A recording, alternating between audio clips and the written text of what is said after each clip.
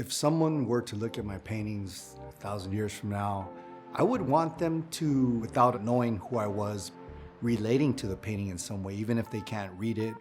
But I want there to be a spiritual presence, something that draws them to the painting. My name is Alex Deffer, go by Deffer. As an artist, I use a lot of text-based ideas in my work, and a lot of it has to do with words, letters, and also the obliteration of letters, which I call spiritual language. My father was an architect, so I used to look at his letterheads and his typeface and very immaculate writing. As a little kid, I used to try to copy it, emulate it, and that's where I think I got a knack for writing. I grew up in Los Angeles, Boyle Heights. Those 80s, hip hop had kind of flooded every part of America, and especially in my area, we used to break dance, stuff like that. That's where I got into doing graffiti, actually. I took a liking to it. I tried to emulate what I saw. We had things called wild style, like arrows, crisscrossing, but it retains the form. No matter how wild it is, an A is gonna be an A.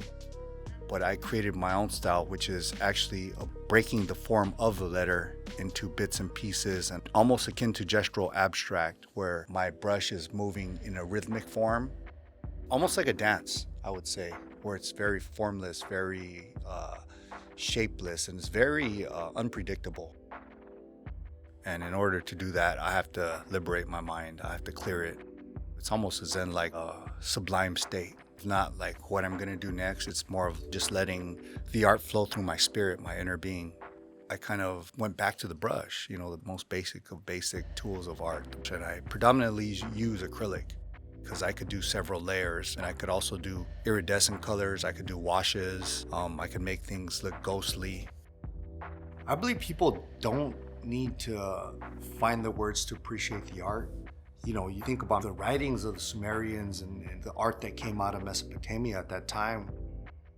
Not only in a historical sense is writing and words important, but when I look at cuneiform and these stone forms, that time was a very critical turning point because it came from the pictograph where, people did illustrations to articulate something.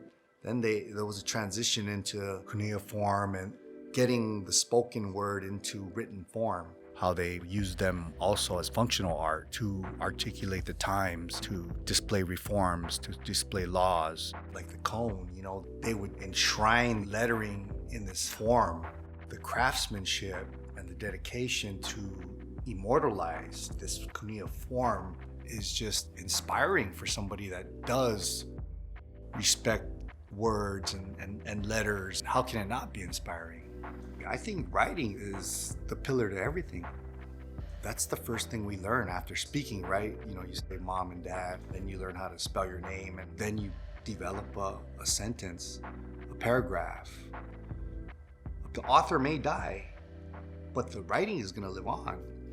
It could echo throughout eternity.